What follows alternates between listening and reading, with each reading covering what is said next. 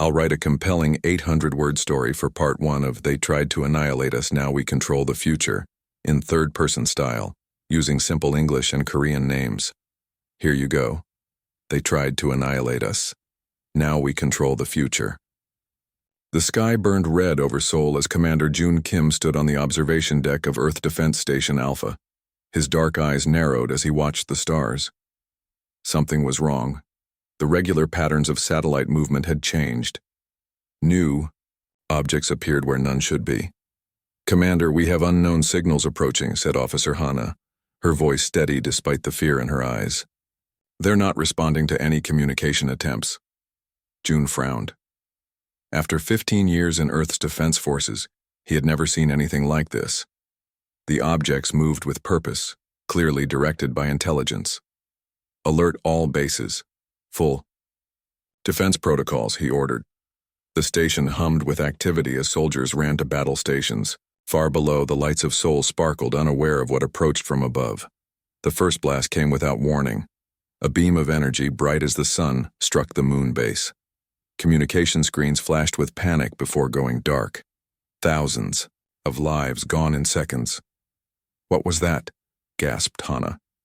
Before June could answer, the massive ships appeared. They seemed to fold into existence, as if stepping through invisible doors in space. Black, smooth surfaces reflected no light. They were bigger than any human craft ever built. "All stations open fire," June commanded. Earth's defense lasers and missiles launched toward the alien ships. Most disappeared in flashes of light long before reaching their targets. The few that hit seemed to do nothing against the dark hulls. Another energy beam lashed out, this time striking the orbital station near Mars. Another screen went dark. "They're targeting our defenses first," June realized. "This is no accident, this is war." The next hours passed in chaos. More ships appeared. Earth's defenses fell one by one. June ordered evacuation of all space stations, sending survivors toward hidden bases on Earth. As Defense Station Alpha began to fall, June and his team escaped in the last shuttle. Looking back through the viewport, he watched his command post of 5 years explode in silent fire. On Earth, panic spread. The alien ships, now identified as the Vrax fleet, began systematic attacks on major cities. Seoul, New York, Lagos, Mumbai, all suffered direct hits. Millions died in the first day. June's shuttle landed at the underground base beneath the ruins of what was once Busan. There, he found his old friend Dr. Minji Park already working with a team of scientists. "June!" she called when she saw him. "Thank goodness you're alive." Her laboratory bustled with activity. Screens displayed data about the alien ships and weapons. Teams analyzed every bit of information they could gather. "Do we know anything about them?" June asked. Minji pushed her glasses up her nose. "They call themselves the Vrax. From what we can tell, they're a species that has conquered many worlds. They see humans as pests occupying valuable space." June looked at the screens. The death count was rising by the minute. "How do we fight them? Our best weapons barely scratch their ships." Minji pointed to a complex chart of wave patterns. "We found something interesting. When we broadcast certain radio frequencies during an attack, their weapons seem to falter. It's as if the signals disrupt their neural networks." "Can we use that?" June asked, hope rising for the first time since the attack began. "Maybe. We need more data and equipment to amplify the signal." The ground shook as another blast hit somewhere above. Dust fell from the ceiling. "We don't have much time," June said. Over the next days, survivors poured into the underground bases. Engineers, led by young Do-Yeon Lee, worked to convert old radio towers into weapons. Soldiers prepared for ground defense as reports came in of Vrax landing parties. Minji barely slept, running test after test on the frequencies. June organized the remaining military forces into resistance units. 1 week after the first attack, June stood in the command center of their hidden base. Screens showed the Vrax ships hovering over major cities worldwide. Ground forces reported alien troops establishing control points. Earth was falling. "Commander?" Minji called, running into the room. Her eyes were red from lack of sleep, but Excitement filled her voice. "We found it! The exact frequency that disrupts their neural network. And more. We captured readings from inside one of their smaller ships. Their technology is based on principles we've barely started to understand. But there's something about human brainwaves that seems to confuse their systems." June looked at the data, not understanding the science but seeing the hope on Minji's face. "Can we use it to fight back?" he asked. Minji nodded. "We need to build transmitters, and we need to get closer to their command ships." For the first time since the attack, June smiled. It wasn't much, but it was a start. A small crack in the seemingly perfect Vrax armor. "Then let's get to work," he said. "They thought they could wipe us out without a fight. They were wrong." Outside, the Vrax continued their systematic destruction. But deep underground, humanity prepared to strike back. The underground base beneath the ruins of Seoul buzzed with activity. 3 months had passed since the Vrax first attacked Earth. Commander Jun Kim walked through the crowded tunnels, nodding to people as he passed. Everyone looked tired. Food was rationed, medicine was running low. But no one had given. Jun entered the main command room where maps showed Vrax positions across the planet. Red dots covered most major cities. The aliens had established control points, processing Earth's resources and eliminating any humans they found. "Status report," June said to Officer Hana, who hadn't left her post in over 20 hours. "Vrax patrols have increased in the western sector," she replied, pointing to the map. "They're getting closer to finding us." June frowned. Their underground network had kept several thousand survivors safe, but they couldn't hide forever. They needed a way to fight back. "Any word from Minji?" he asked. "Still working in the lab with Do-hyun. They said they're close to something big." June made his way to the research section where Dr. Minji Park and engineer Do-hyun Lee had converted an old storage room into a laboratory. Equipment salvaged from destroyed research facilities covered every surface. In the center sat a small alien device, a piece of technology from a downed Vrax scout ship. "How's it going?" June asked, entering the room. Minji looked up, dark circles under her eyes. "We've made progress. The radio frequency definitely disrupts their neural network, but we need more power to affect their larger ships." Do-hyun, hunched over a workbench, held up a small device. "I've been working on portable jammers. They might help our ground teams against Vrax soldiers." "And I've been studying their language patterns," Minji added. "There's something fascinating about how they communicate. It's all patterns and logic. No room for creativity or unpredictability." Before June could respond, alarms blared throughout the base. He rushed back to the command center where Hana was already issuing orders. "Vrax, patrol detected above us," she reported. 20 soldiers moving toward the east entrance. "Evacuate the civilians to the lower levels," June ordered. "Get our defense teams in position." He grabbed a weapon and joined the soldiers gathering near the entrance. Among them was Sue, once a high school teacher, now one of their best fighters. "Ready to test those new jammers?" Sue asked, checking her weapon. June nodded and handed out the devices Do-hyun had created. "Remember, aim for their head regions. That's where the neural networks are concentrated." The metal doors shook as something heavy struck them from outside. Again. The reinforced steel began to bend. "Activate jammers!" June shouted as the door burst open. Vrax soldiers poured through the opening. They moved with mechanical precision, their bodies protected by sleek black armor. Where faces should be, they had smooth helmets with glowing blue sensors. The humans activated Do-hyun's jammers, filling the air with invisible waves. 2 Vrax soldiers immediately stumbled, their movements becoming jerky and uncoordinated. The human fighters opened fire, focusing on these vulnerable targets. The battle was fierce but brief. 7 Vrax fell to the combined effect of jammers and gunfire. The rest retreated, but not before killing 3 resistance fighters. "They'll be back with more," Sue said, helping to seal the damaged door. June knew she was right. They needed something more than just jammers. Later that night, June found Minji examining the armor from a fallen Vrax soldier. "The jammers worked," he said. "Partially," she replied. "But look at this." She pointed to markings inside the helmet. "These aren't just soldiers. They're drones, controlled by a central intelligence. The radio frequency disrupts the connection, but only temporarily. So we need to target the source, June concluded. Minji nodded. Exactly, and I think I know how. She pulled out designs for a larger device. If we can boost our signal and target their command ship, we might be able to take control of their entire network. How do we get close enough? A new voice joined the conversation. With this, Do-hyun entered, dragging a large piece of alien technology. I got this from the scout ship. It's their propulsion system. If we can reverse engineer it, we might be able to reach their command ship. For the first time in months, June felt real hope.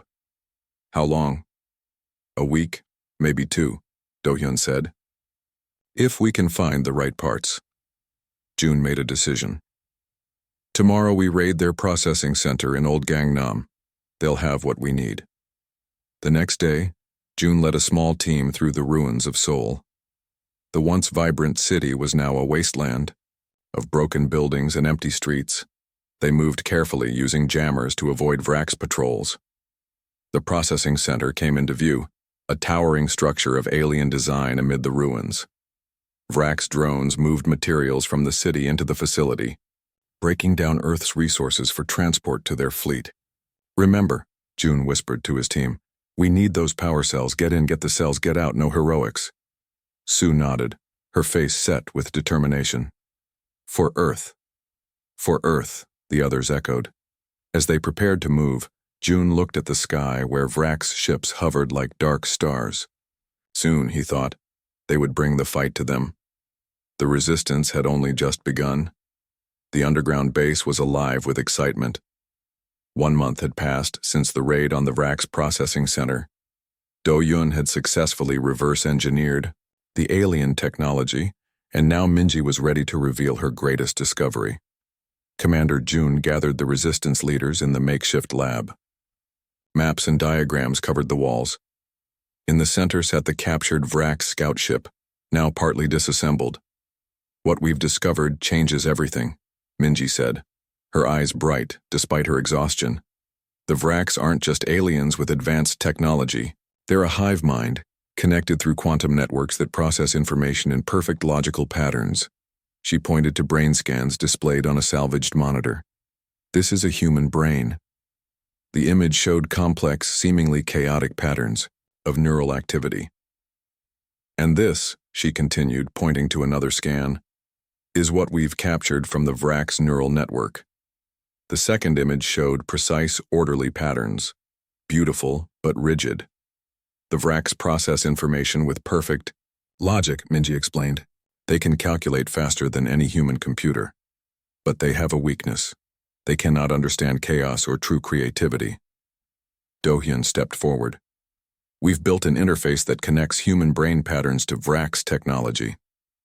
He held up a helmet with wires connecting to a piece of alien equipment. When we think in ways the Vraks cannot predict, their systems cannot respond correctly. June looked skeptical. How does this help us fight them? Minji smiled. Their ships, weapons, even their soldiers operate on predictable patterns. If we introduce unpredictable elements, human creativity and randomness, their systems malfunction. Sue, who had led many ground missions against the Vraks, leaned forward. So our unpredictability is our strength? Exactly, Minji nodded. I call it the Chaos Protocol. We don't fight them with brute force. We fight them with unpredictability. Over the next days, they tested the theory. Soldiers wore modified neural interfaces during encounters with Vrak's patrols. They used random tactics, changed directions suddenly, and made decisions based on instinct rather than logic. The results were impressive. Vrak soldiers, programmed to predict enemy movements, failed to counter the chaotic human approach. June developed new battle plans based on this advantage. Instead of direct confrontation, resistance fighters would appear and disappear randomly, striking where least expected. Their jammers, now enhanced with human neural patterns, worked even better at disrupting Vrak systems. 2 weeks later, June stood before the assembled resistance. Hundreds of survivors gathered in the largest chamber of the underground base. Today we stop hiding, he announced. Today we show the Virax that humans cannot be predicted or controlled. The plan was bold. Using the modified scout ship, a small team would approach the Virax outpost on what was once Jeju Island. Once the largest processing center in Korea, it contained a communication hub that linked to the Virax command ship. Jun would lead the team, with Minji to operate the neural interface and Do-hyun to handle the technical aspects. Soo and 5 other soldiers would provide protection. The scout ship rose silently from a hidden exit in the mountains. Painted with the same light-absorbing material as Virax vessels, it was nearly invisible against the night sky. Inside, the team prepared for their mission. "Remember," Minji said, adjusting her neural interface helmet, "think unpredictably. The more random your thoughts, the more effective our interference." The ship approached Jeju Island. Below, the once beautiful vacation destination had been transformed into an alien facility. Massive structures processed Earth materials, while Virax drones moved in perfect coordination. "They're not detecting us," Do-hyun whispered, watching the alien sensors he'd reprogrammed. "The ship still registers as one of theirs." They landed at the edge of the facility. Soo and her team moved out first, wearing the enhanced jammers. They created a perimeter while Jun, Minji, and Do-hyun entered the communication hub. Inside, they found not Virax soldiers but automated systems. Screens displayed data streams beyond human understanding. Do-hyun immediately began connecting their devices to the alien technology. "We have 10 minutes before they detect the intrusion," he warned. Minji activated the neural interface, wincing as the connection formed. "Ready? Uploading our chaos patterns now." On screens around them, the ordered data streams began to fragment. Perfect patterns dissolved into confusion. Throughout the facility, alarms activated as the Virax systems detected the anomaly. "It's working," Do-hyun exclaimed. "The signal is transmitting to the command ship." Outside, Soo and her team engaged approaching Virax soldiers. The aliens moved erratically, their coordinated attacks failing as the chaos patterns spread through their network. Jun watched as more systems fell to their attack. For the first time, humans had successfully disrupted Virax operations on a large scale. "Time to go," he said as the last upload completed. They retreated to the scout ship, collecting Soo's team along the way. As they rose into the night sky, they watched the Virax facility below fall into disarray. Drones collided with each other. Processing systems shut down. Back at the base, celebrations erupted as news of their success spread. But Jun remained focused. This was just one outpost. The real target was the Virax command ship, the heart of the invasion. "We've proven it works," Minji said, removing her neural interface. "Human unpredictability is the key to defeating them." Jun nodded. "Then let's take the fight directly to their commander." He looked at the maps showing the massive Virax command vessel hovering above what used to be Beijing. It's time to show them that trying to annihilate humans was their biggest mistake. The massive Virax command ship hovered over the ruins of Beijing, its dark hull blocking the sun like an artificial eclipse. Inside their modified scout vessel, Jun and his team made final preparations. This mission would either turn the tide of war or end in complete failure. "Stealth systems are holding," Do-hyun reported, his fingers dancing across the hybrid control panel. "They still think we're one of their maintenance vessels." Minji adjusted the neural interfaces that each team member now wore. The small devices at their temples would amplify their unpredictable human thought patterns, their greatest weapon against the logical Virax systems. "Remember," she said, "once we're inside, we'll only have about 30 minutes before their systems detect the anomaly in our thought patterns." Soo checked her weapons one last time. 30 minutes to save humanity. No pressure. Their scout ship docked at a maintenance port on the underside of the command vessel. The team moved quickly through the alien corridors following the map they had extracted during their previous mission. Unlike the processing centers on Earth, the command ship was not just operated by drones. Here, actual Virax moved with purpose. The aliens resembled tall, thin humanoids with smooth gray skin. Where eyes should be, they had sensor bands that glowed blue. They moved with perfect coordination like parts of a single organism. "Keep your thoughts random," Minji whispered as they hid from a passing Vrax patrol. Think of songs, stories, anything unpredictable. They reached a junction where the corridors split in 3 directions. This way, Do-hyun said, pointing left. The central processing core should be through there. The team moved deeper into the ship. The architecture became more complex, with pulsing light channels running along the walls. These channels, Minji had theorized, carried information rather than electricity, the physical manifestation of the Vrax hive mind. Suddenly, alarms blared. Lights flashed from blue to red. They've detected us. Sue raised her weapon. No, Minji said, studying her handheld scanner. It's not us. Something else has triggered their alert system. Do-hyun accessed a nearby terminal, his neural interface, translating the alien data. There's a coordinated attack happening. Human resistance forces around the world are hitting Vrax outposts simultaneously. June smiled. Before leaving Earth, he had sent orders to all resistance cells to launch diversionary attacks. The plan was working. This is good, he said. Their attention is divided. Let's move. They entered a vast chamber filled with towering structures of light and energy. In the center floated a sphere of pure blue radiance, the command core. That's it, Minji whispered. The central node of the Vrax network. As they approached, the sphere pulsed and a voice filled the chamber, not spoken, but somehow projected directly into their minds. Humans, unpredictable, inefficient, dangerous. A figure materialized before them, a Vrax, but different from the others, taller, with a sensor band that glowed white instead of blue. You are not speaking to a Vrax, Minji realized. You're the central intelligence that controls them. I am Nexus, the figure stated. I have existed for 12,407 of your years. I have guided the Vrax through the assimilation of 37 worlds. Your planet is merely the next. June stepped forward. Why attack us? We pose no threat to you. All biological unpredictability is a threat, Nexus responded. Your species particularly so. You create without logic. You act without calculation. This cannot be permitted in an ordered universe. While Nexus spoke, Do-hyun had been quietly connecting their virus transmitter to the chamber's systems. Sue and her team spread out, ready to defend against any attack. You're afraid of us, Minji said, understanding dawning on her face. Not because we're dangerous now, but because of what we might become. Fear is illogical, Nexus stated. I calculate probabilities.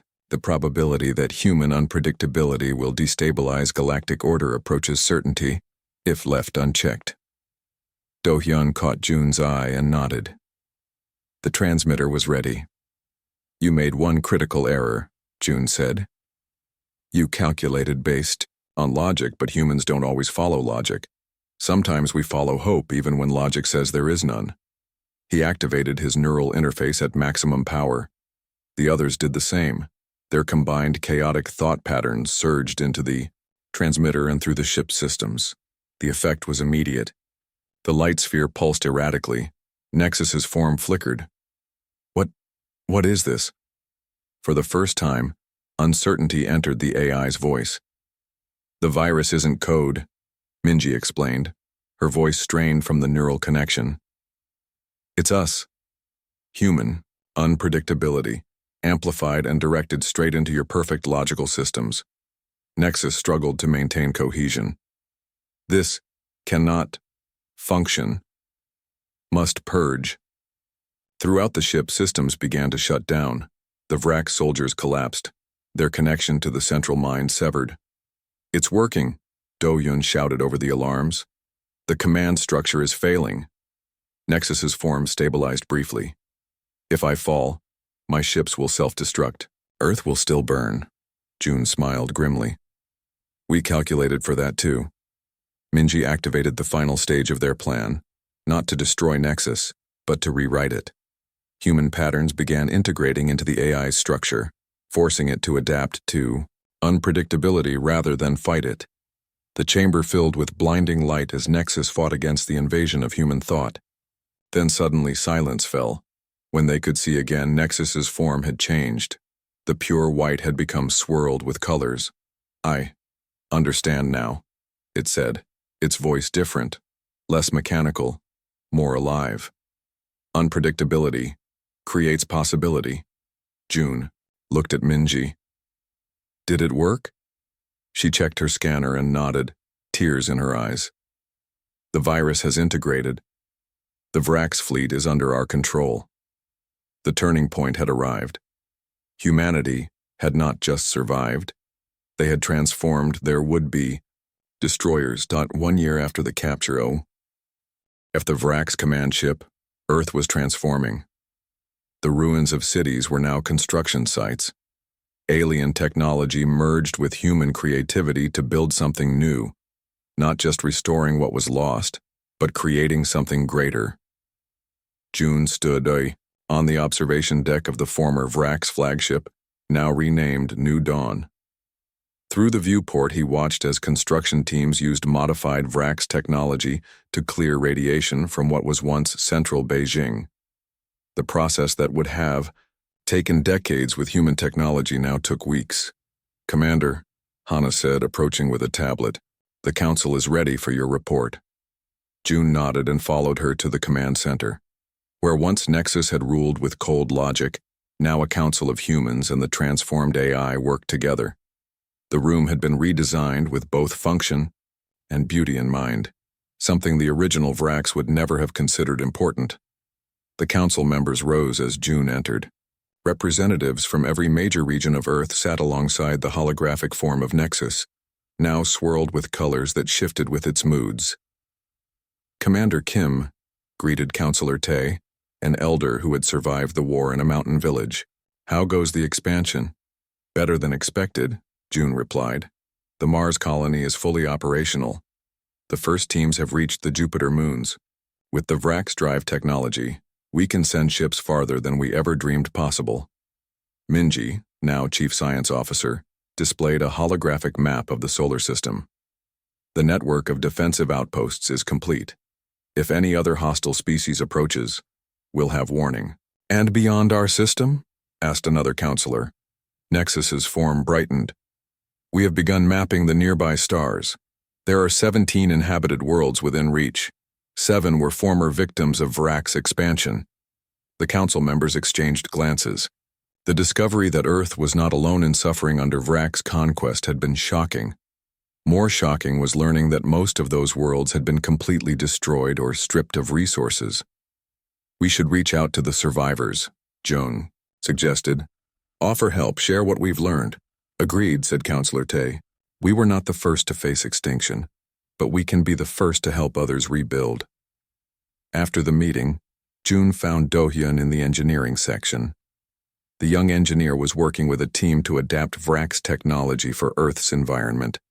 "How's the atmospheric cleansing project?" June asked. Do-hyun looked up from his work, his face lighting up. "Amazing progress. The system we installed in Seoul has reduced pollution by 87% in just 1 month. We're ready to deploy globally." June smiled. Do-hyun had grown from a nervous young engineer into a confident leader. Like many humans, he had found that integrating with Vrax technology enhanced his natural abilities without sacrificing his humanity. "And the neural interface program?" June asked. "Going well," Do-hyun replied. "People are adapting quickly. The educational applications are particularly successful. Children can learn in days what used to take years." Later, June met Minji in what had once been a park in Seoul. New trees were growing, their growth accelerated by adapted Vrax biotechnology. The sky, once filled with alien ships, now held only clouds and birds. "Remember when we thought we were finished?" Minji asked, sitting beside him on a bench. "When the Vrax first arrived, I gave humanity a month at most." June nodded. "I remember thinking the same. I never imagined we would not just survive, but thrive. That's what Nexus never understood about us," Minji said. "Humans don't just adapt to survive, we transform challenges into opportunities." Above them, a ship took off, heading toward the stars. Unlike the dark Vrax vessels, these new ships gleamed silver, designed with both function and beauty in mind. The first diplomatic mission leaves tomorrow, June said. Sue will lead it. They're heading to the nearest former Vrax world to offer assistance. From near extinction to helping others rebuild, Minji mused. That's humanity at its best. As evening fell, June returned to the new dawn. From orbit, Earth looked different now. The scars of war were healing. Lights from new cities twinkled like stars. The planet was coming back to life. In the command center, he found Nexus waiting. You seem troubled, Commander, the AI observed. Just thinking. June replied. We've come so far, but there's still so much to do. I have been analyzing human history, Nexus said. Your species has faced extinction many times, from natural disasters, from your own wars, and finally from us. Yet you always find a way forward. That's what humans do, June said simply. We hope, we dream, we build. The Vrax sought perfection. Through control, Nexus said. Humans seek growth through change. I believe your approach is superior. June smiled. We just need to remember what we learned. Power without compassion becomes tyranny. Technology without humanity becomes cold and empty. As night fell over Earth, lights in the new cities grew brighter. Schools, hospitals, homes, all rebuilt with the perfect blend of Vrax efficiency and human creativity. Children who had hidden in underground bunkers now played under open skies. Scientists who had fought for survival now explored the stars. From the viewport, June watched a new day dawn over Asia. The Vrax had tried to annihilate humanity. Instead, they had given humans the tools to shape not just their own future, but perhaps the future of all intelligent life. We were right to fight, he whispered to himself. And we were right to show mercy when we won. The future stretched before humanity like an open road, challenging, uncertain, but filled with possibility.